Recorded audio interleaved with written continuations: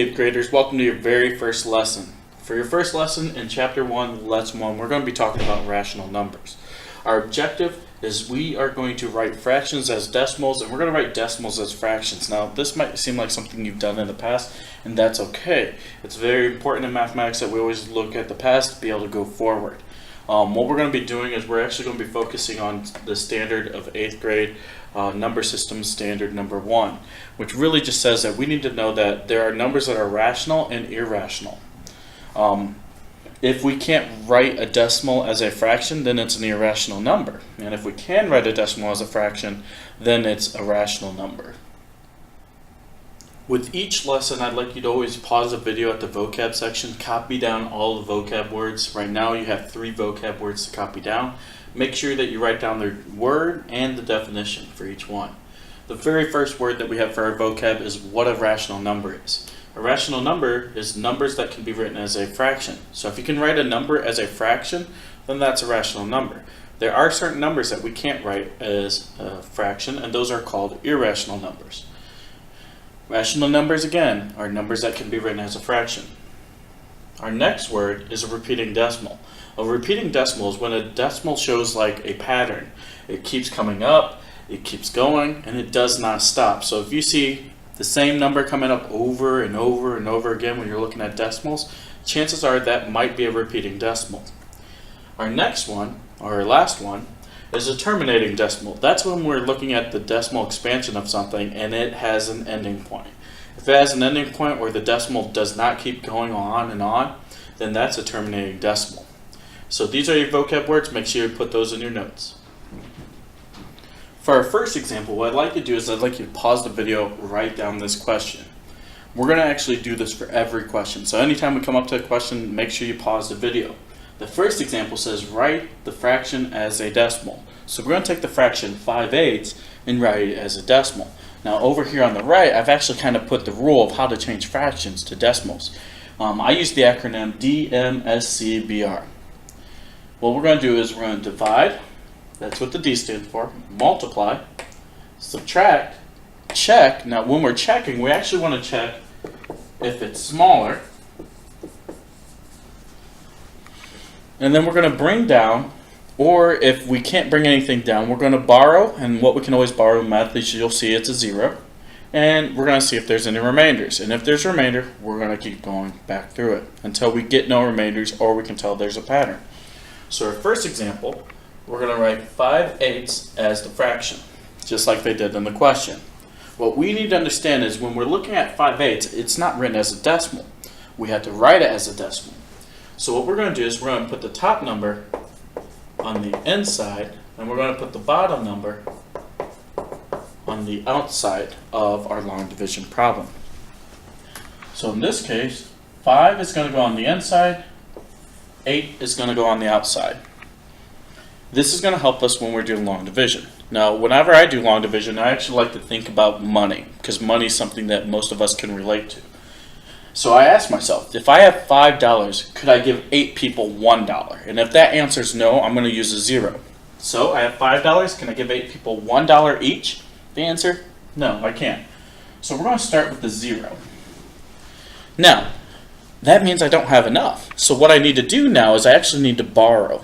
Since I'm going to use borrowing, I'm going to actually kind of change the 5, but not change the 5. So what we can do is, whenever we know we need more, we can actually place a decimal here, and we can borrow something that's absolutely free in mathematics. And what's absolutely free is a 0. Now, notice I didn't actually change the number. It's still 5, but it's 5.0. Still 5 though.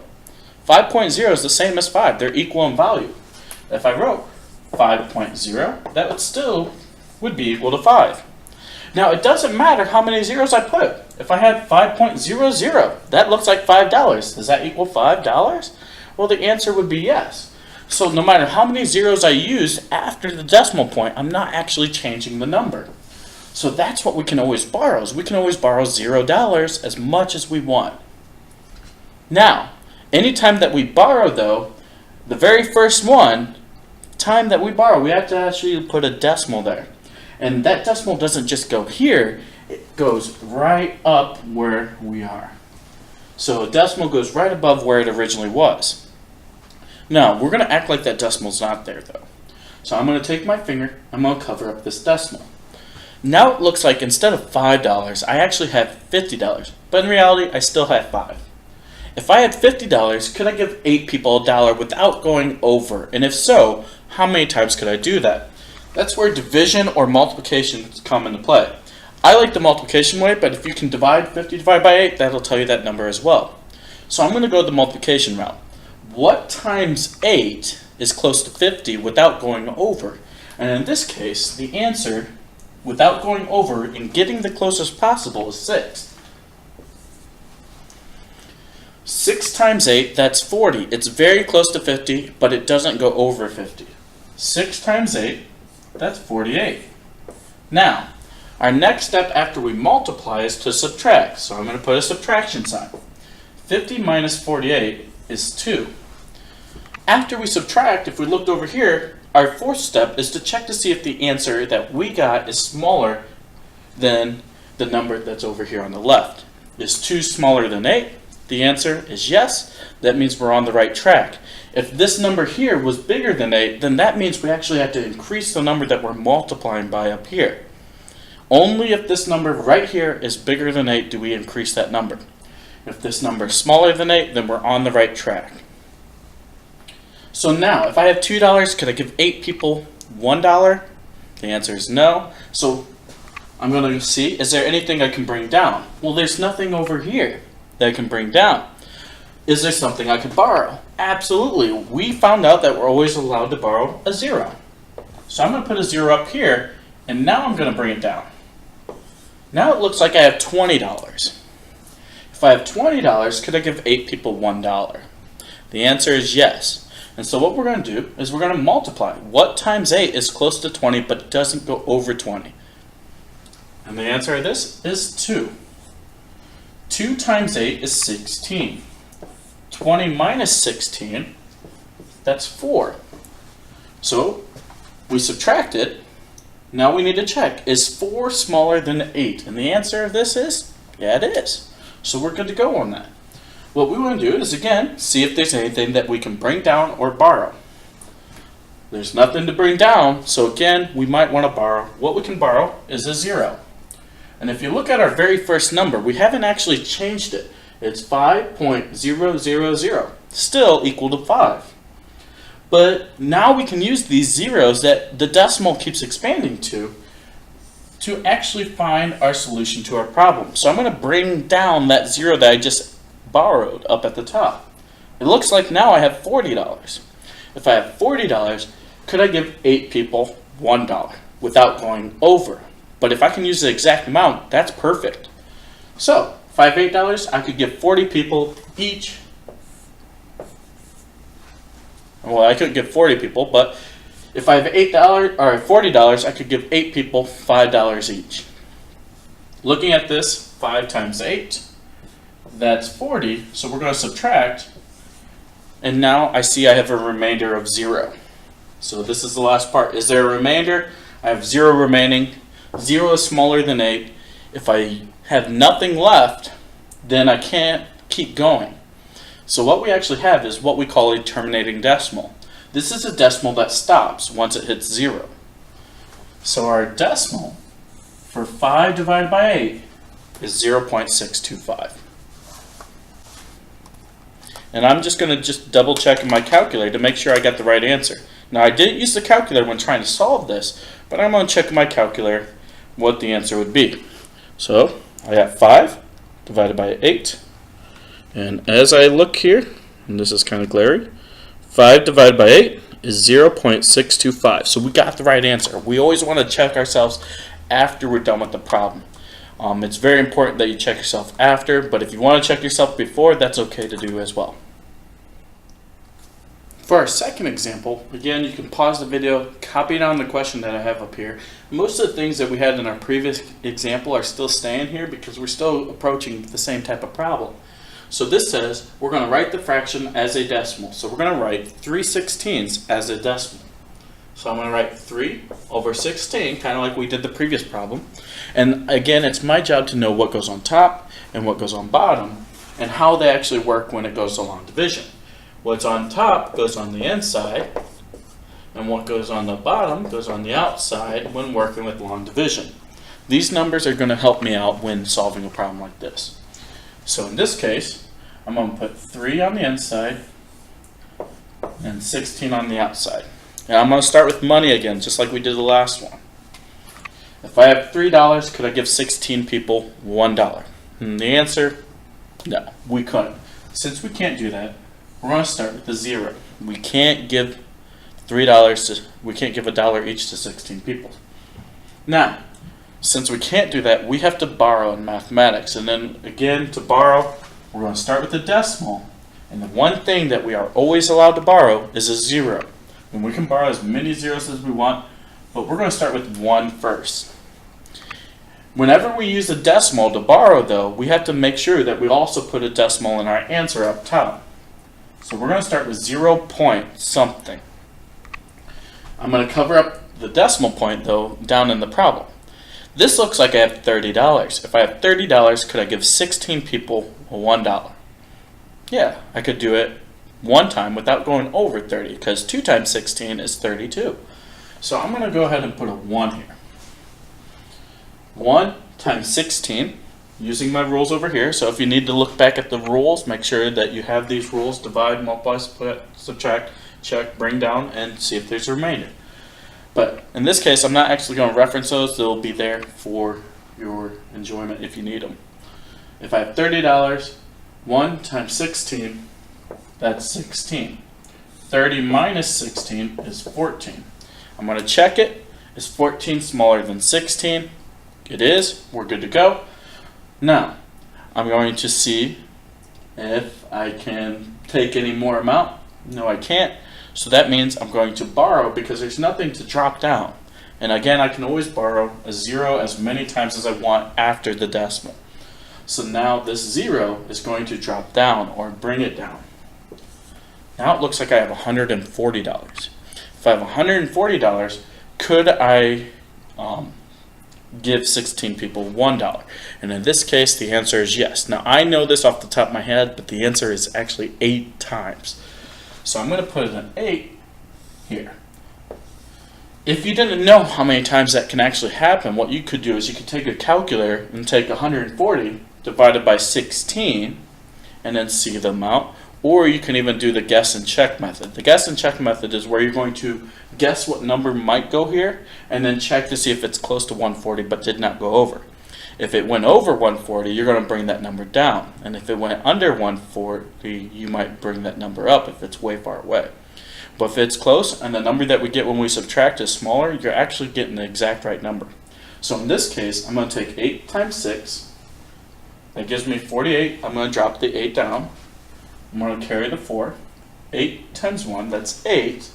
But I'm going to add 4 to that, and I'm going to get 12. Now I'm going to check to see if this is the right number, 8.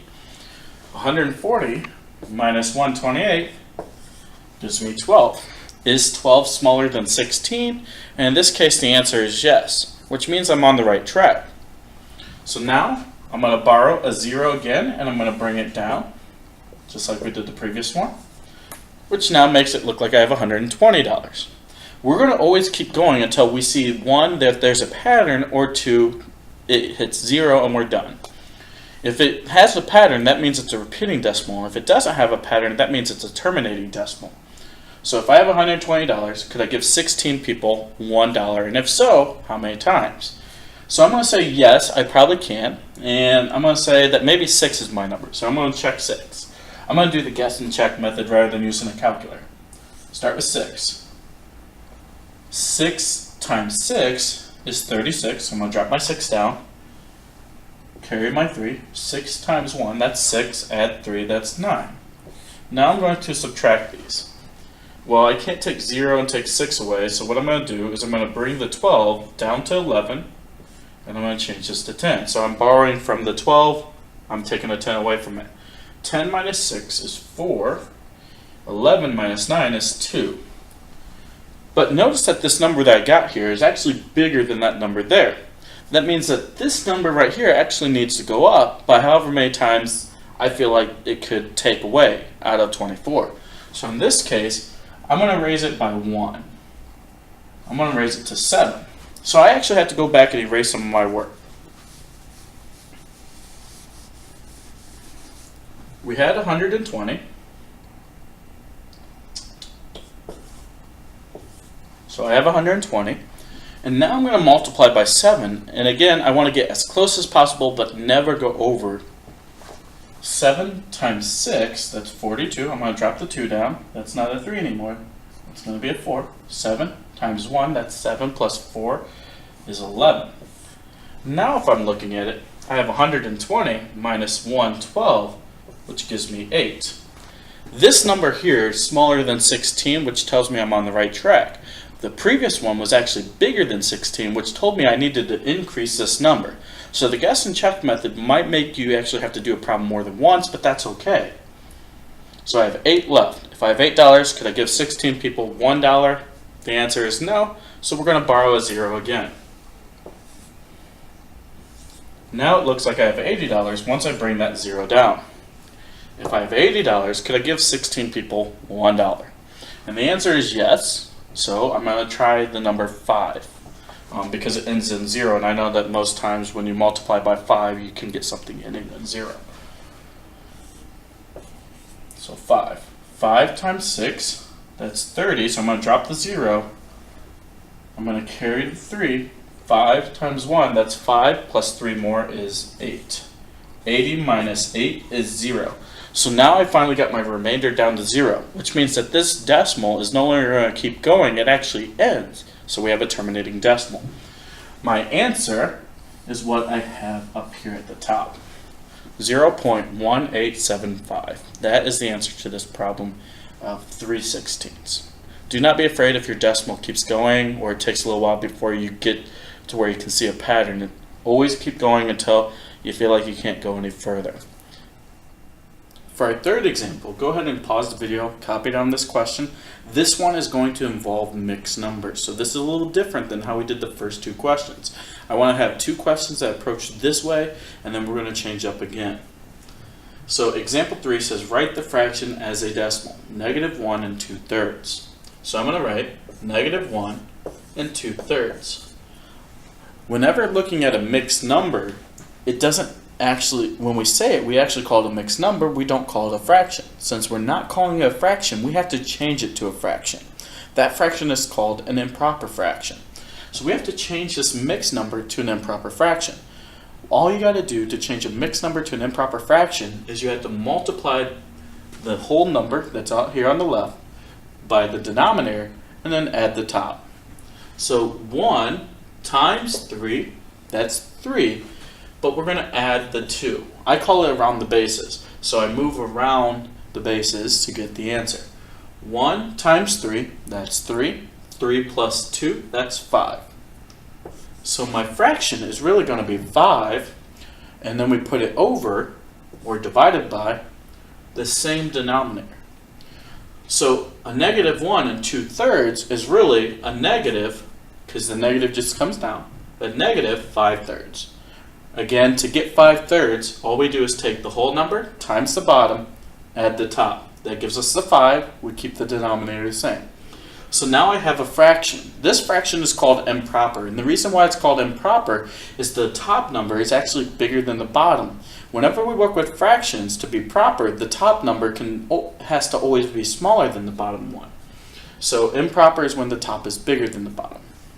But it now has the name of fraction, so we can actually change our fraction to a decimal by following the same rules. The number on the top goes on the inside, and the number on the bottom goes on the outside. The negative sign that we see over here just means that we're going to make our decimal answer a negative number. So I'm going to start by putting a negative here, just to say that's what my decimal is going to be. And then I'm going to put 5 on the inside and 3 on the outside. Again, this negative that's up here is just telling me that my decimal has to be negative because my fraction was negative. Now we're going to approach it the same way. If we had $5, could I give 3 people each $1? And the answer of this is yes, we can. So since we can, how many times could we? Well, we could only do it once. So 1 times 3, that's 3. So now we're going to go to the subtraction part. 5 minus 3 is 2. Check it. Is 2 smaller than 3? Well, absolutely it's smaller than 3. So we're actually on the right track. Now, if I had $2, could I give 3 people $1? No. So that means we're actually going to have to borrow. And this is where, again, anytime we have to borrow the first time, we start by putting a decimal in. And if the decimal goes down here, we go straight up, put the decimal up there. So we're starting with 1 point something. What are we allowed to borrow in math at any point in time that doesn't cost anything? As we learned in the first 2 examples, we can always borrow 0.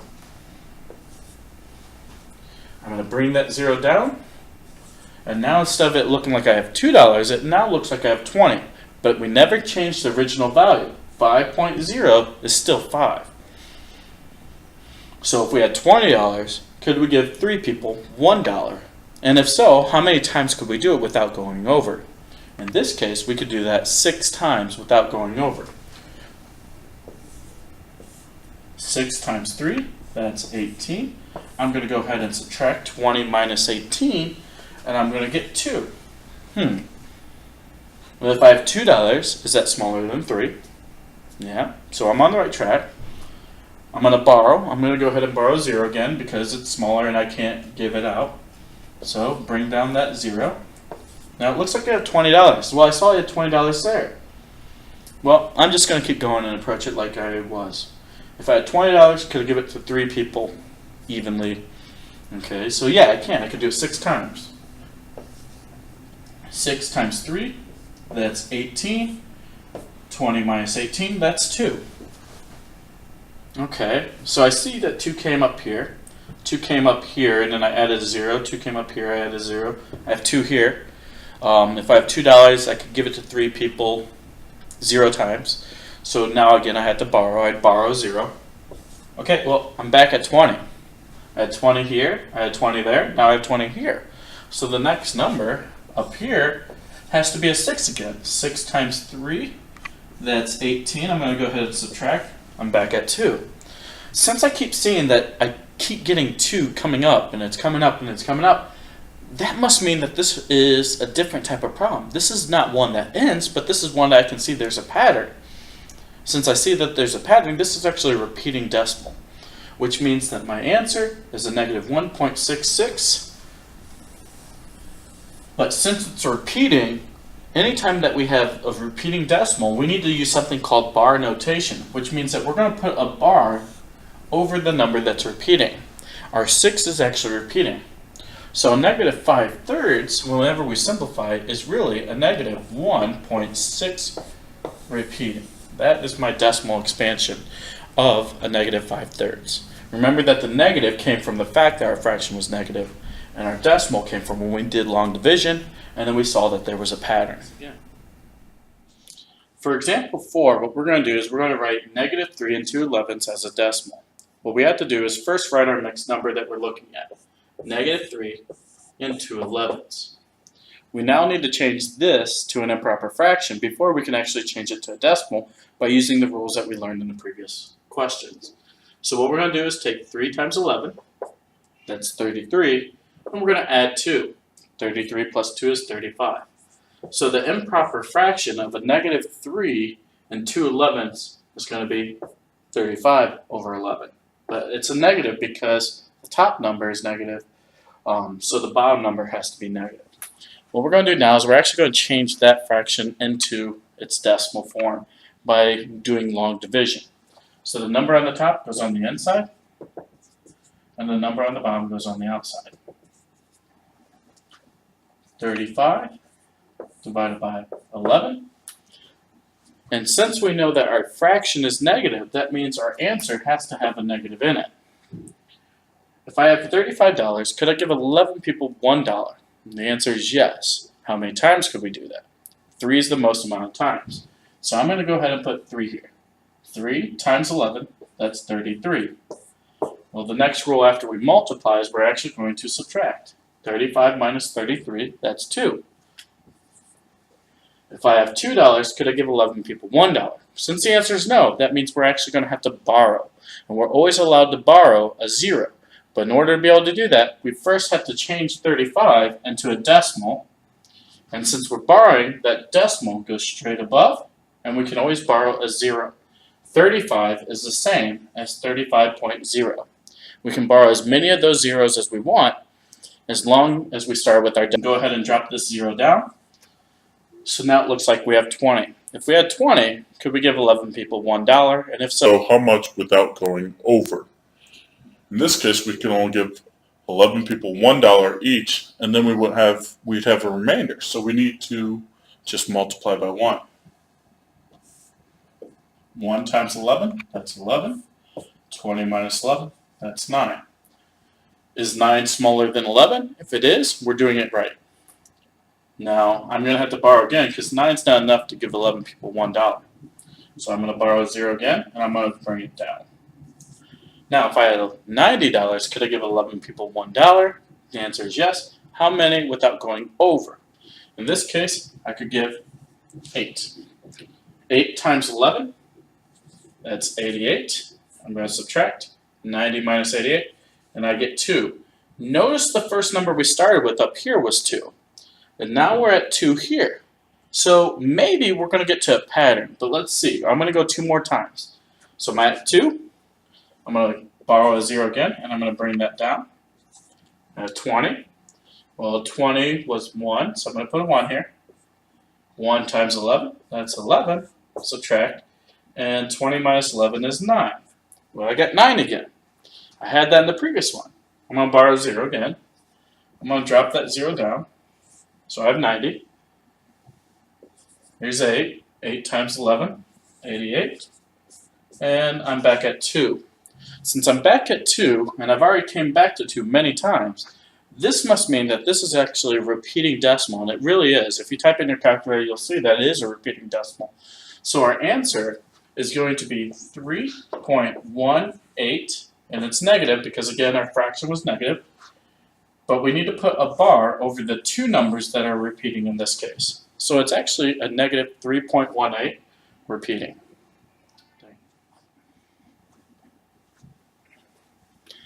For example 5, they would like us to do the other objective. Our other objective is to actually change a decimal to a fraction.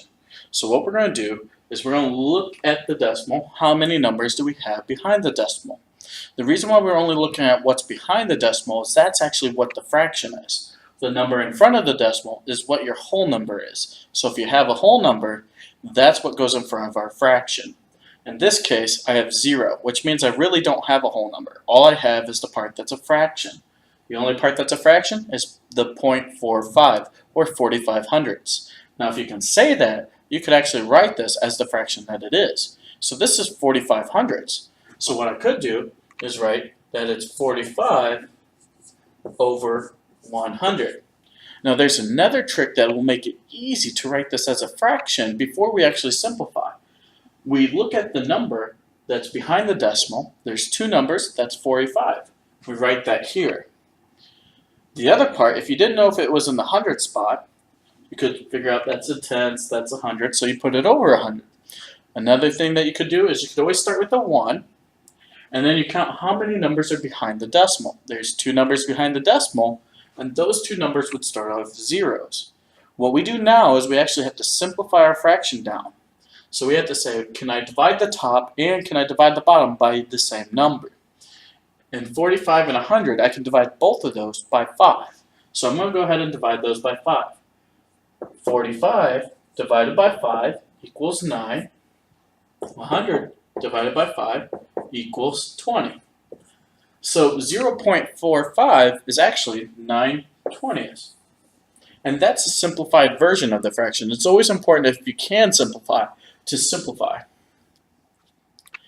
For example 6, this one asks us to write 0 and 32 hundredths as a fraction. Well, what I'm going to do is actually I'm going to use that rule that we just came up with. We can actually write this fraction by only talking about the 2 numbers that are behind the decimal, writing those first. 32 over, start with a 1, but 32 divided by 1 is 32. That's not 32 divided by 1. What we do is we count how many digits are behind the decimal. There's 2 numbers behind the decimal. That means we're going to put 2 zeros. So this is actually 32 hundredths, and that's good, because if I didn't know that 2 is in the hundred spot, what I can do is count how many numbers are behind the decimal, and that's how many zeros I put behind the 1. What we're going to do now is we're going to simplify this fraction. 32 hundredths, well, they're both even numbers. Even numbers divide by 2. 32 divided by 2, that's 16. 100 divided by 2, that's 50. So I didn't get it down into its simplest form, and the reason why I know that is because 16 and 50 are both even numbers. What we have to do is we actually have to divide those by 2 again. 16 divided by 2 equals 8, and 50 divided by 2 equals 25. So my fraction in simplest form, which means that I can't divide it any further, is 8/25. Now, I could have originally divided 32 over 100, and that's because I divided by 2 and divided by 2. 2 times 2 is 4. So I could have divided both of these by 4, and I would have got to a simplified version automatically. What that means is you're actually dividing out the greatest common factor between both of these. 32 divided by 4, that's 8. 100 divided by 4, that's 25. Again, this is simplified, which is equal to that one. Even though this one took us 2 tries, this one only took us 1 because we took out the greatest common factor. You have the option of taking out the greatest common factor, or you can always divide until you can't divide anymore out of either one. This one takes a few more steps, but you can always get there. This one, you need to know your greatest common factor to get there in one step. Example 7. These ones are what really bring this to the 8th grade level. What we're going to be doing is we're going to be writing 0.5, and that has that bar on top, which means it's a repeating decimal. We're going to write 0.5 repeating as a fraction. Now, most of us probably think that maybe we could just write, well, we see a 5, and we're going to put it over a 1 with 1 0. But 5 divided by 10 is 0.5, and it doesn't repeat. So we can't just use that rule that we used on the first 2 examples for a repeating decimal. What we actually have to do is whenever we're given a repeating decimal, we're going to do some algebra. And this is my favorite part. What we have to do is we have to set a variable. I'm going to use the letter n. I'm going to set the letter n equal to 0.5555. And I'm just going to say that it keeps going by using these dots. So I'm setting a variable equal to the repeating decimal. And now, what I'm going to do is I'm going to multiply that variable by 10. Now, in math, if I do something to the left side of an equation, I have to do it to the right side of the equation. So I'm going to actually multiply my repeating decimal of 0.55555, I'll keep going, by 10 as well.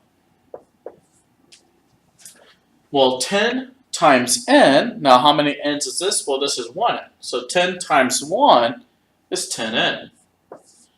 So I have 10 n's is equal to, when we multiply any decimal by 10, all we do is take our decimal and move it 1 to the right. So in this case, 10 n's will equal 5.5555, and it just keeps going on forever. All I did was move the decimal 1 place to the right. Now, what we're going to do is we're actually going to take our very first part away. We knew that one letter n is equal to 0.55555, and it just keeps going on forever with the 0.5s repeating. So I'm going to take away one letter n. And if I take away one letter n, well, I know one letter n, 1n, is equal to this. So I'm going to write 0.5555, and I'm going to put the decimals, or not the decimals, but the periods. It just says it keeps going. We're going to take this away, and we're going to solve this. If I have 10 ends and I take away one end, I now have 9 ends. 9 letter ends is equal to 5 minus 0. 5 minus 0 is 5. Now, if I look at this, I have 0.555 repeating. I have 0.555 repeating. If I take 5 and I subtract 5, I get nothing. I take 5, I subtract 5, I get nothing. I take 5, subtract 5, nothing. 5 minus 5, nothing. So what happens is these numbers will cancel each other out. So now we're just left with this. 9 ends equal 5. In algebra, our job is to get a variable by itself. A number next to a variable means multiplication. In order to get a number by itself, all we do is work backwards. So 9 times n equals 5. So if I want this letter n alone, I'm going to get rid of that times. So instead of taking 9 times n, I'm going to divide by that 9, because I want the letter n alone. I want to know what is n. So we're going to divide by 9 on one side, and we're going to divide by 9 on the other side. Now I know that this decimal of 0.5555 is actually equal to 5/9. And that's my answer. Let's go ahead and check that in our calculator. So I'm going to have my calculator right here so you can all see. And I'm going to type in 5 divided by 9. And when I type in 5 divided by 9, I get 0.555555555, and then randomly at the end it says 6. So most students think that they got the answer wrong. That 6 at the end is just because your calculator cannot go any further, so it actually rounds it up. You still got 0.5 repeating. So our variable of n is equal to 5/9 is the correct answer. Anytime you have a number repeating, you can always set a variable equal to that repeating number, multiply it by 10, and then you can solve for that variable. Now, this is a long way of going about it. There is a trick though. So our trick is based on how many numbers are repeating. If one number is repeating,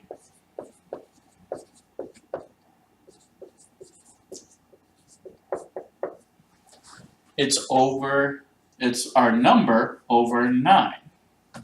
So our fraction is always going to be, if there's one number repeating, and if looking up here the only number that's repeating is 5, that means our fraction is 5/9. And I put a variable because that means we can use whatever number we want. Now if two numbers are repeating,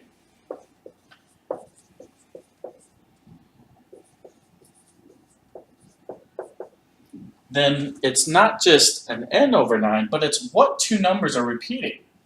So the way it works is if I had a decimal like 0.232323, I see that the number that's repeating is a 2 and a 3. Since I have two numbers repeating, what we do is we put that number over 99. And the number I'm talking about is the two numbers that are repeating.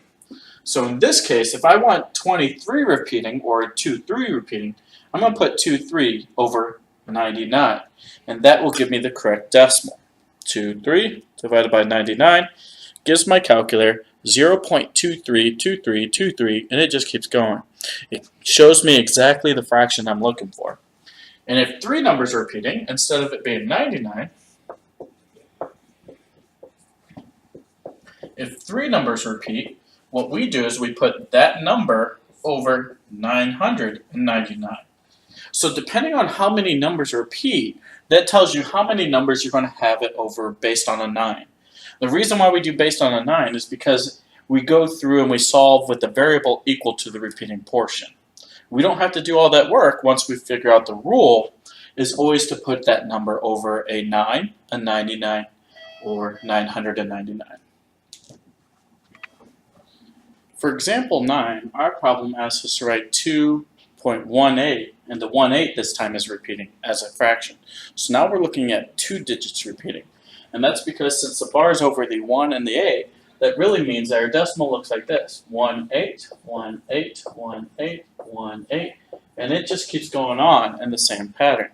So we have 2 digits repeating. What we could do is we can go off our rules that we have over here. We can write that this is the decimal or the whole number, 2, because 2 is the number in front of the decimal. And then now we say, what two numbers are repeating?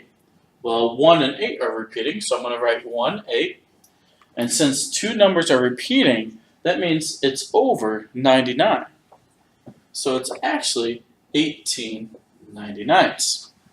Now I could actually simplify the fraction part of this of 18 and 99. I know that 18 and 99 will divide by 9. So I'm going to write that equals 2. 18 divided by 9, that's 2. 99 divided by 9, that's 11. So my answer is really 2 and 2 11ths. Now I'm going to show you how to get there by doing the algebra portion of it, kind of like what we did in the previous examples. The first thing we want to do is we want to set a variable equal to our original decimal.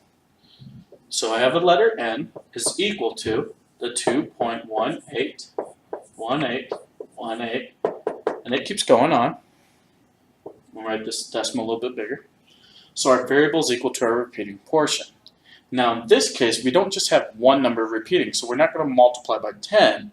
We have two numbers repeating, so we're going to multiply by something that has two zeros. So we're going to multiply by 100. If I multiply by 100 on one side, we have to multiply by 100 on the other side. 100 times n is 100n equals, when I multiply by 10, I move the decimal one spot over. But now we're multiplying by 100, so we're going to move the decimal two spots over. So I'm going to write 218.181818. So now we know that if I had 100 of these letter n's, it would equal 218.181818, and it just keeps going on forever. What we're going to do is approach it the same way. We're going to take away our original decimal. Well, how many n's do we have? Well, we have one n. So we're going to take away one letter n.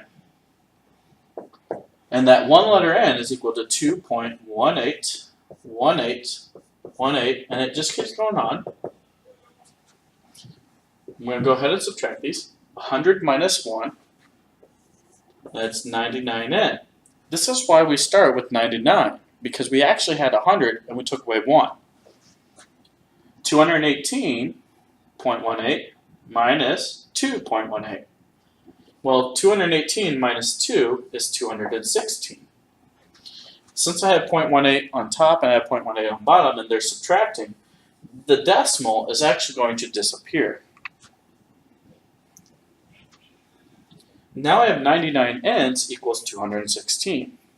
I'm going to divide by 99, divide by 99. This cancels out. 99 divided by 99 is 1. So now we know that one letter n is equal to 216 over 99. If I type 216 over 99 in my calculator, I want to check it. 216 divided by 99, I get 2.181818, the way it's supposed to be. But that's an improper fraction. We have to change an improper fraction back down to a mixed number. So I'm going to type in my calculator, 216 divided by 99, and I see the whole number is a 2. So I'm going to put 2 here. Now in my calculator, I'm going to type 2 times 99, that's 198. So now I know I have 198. My job, though, is to get all the way up to 216. So I'm going to take 216 minus 198. That gives me 18. So I really have 18 over 99. Well, that's where we were here. So we're right back to where we were when we used the original rule rather than doing the algebra. Now we're at 2 and 18 99ths. We simplify that down by dividing by 9 on top and divided by 9 on bottom, and we get 2 and 2 11ths. We're right back to the original problem. Again, this is the algebra portion. I know this takes a little bit of time, and maybe it's a little bit confusing. That's okay. I will try to help you out to get you to understand how to do this, but understand that if there's one number repeating, it's over 9. If two numbers repeat, it's over 99. Three numbers repeat, 999, and it keeps going. And then later on, we simplify that fraction down. That's it for these repeating decimal ones. That's it for today's lesson. You guys did awesome. Make sure that you have all the notes. Make sure you even include this algebra portion. I hope you guys have questions because I want to help answer them. Maybe we can practice a few more examples like this in class to see if you guys can do it on your own. I will help you out with a few questions. You'll practice with a partner, then you'll show me what you've learned by doing the individual practice at the end. Make sure you have questions. See you tomorrow.